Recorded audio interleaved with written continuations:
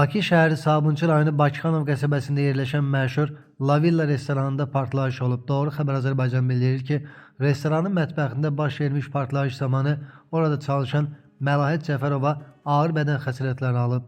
O xəstəxanaya yerləşdirilsə də bir neçə gün sonra həyatını itirib. Baş vermiş faktla bağlı araşdırma aparılır. Yenə Sabunçuda bu dəfə Aqat Şadlıq evində istehlakçıların aldadıldığı müəyyən edilib.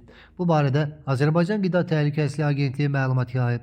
Bildirilib ki, Bakı şəhəri Sabunçu rayonu Bakıxanov qəsəbəsi Əliyev küçəsi ev 18A ünvanında fəaliyyət göstərən fiziki şəxs Ağəli Məhəmmədoğlu Axundova məxsus Aqat Şadlıq evində akt əməkdaşları tərəfindən plandankənar yoxlama keçirilib. Yoxlama zamanı Şadlıq sarayında qonaqların istehlakına dana əti adı ilə təqdim olunan ətin müvafiq baytarlıq sənədi ilə təmin edilən camış əti olduğu, menyuda bununla bağlı hər hansı bir məlumat verilmədiyi müəyyən olunub.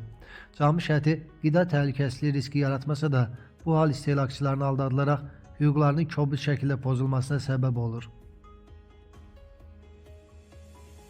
Yoxlama zamanı həmçinin Şadlıq evində soyuq qəlyanaltıların hazırlanması sayəsində işçi masalarının səthlərinin tamlığının pozulduğu, mətbəx sahəsində rəflərin korroziyaya uğradığı, eləcə də digər sanitar texniki və sanitar gigiyenik nöqsanlar aşkarlanıb.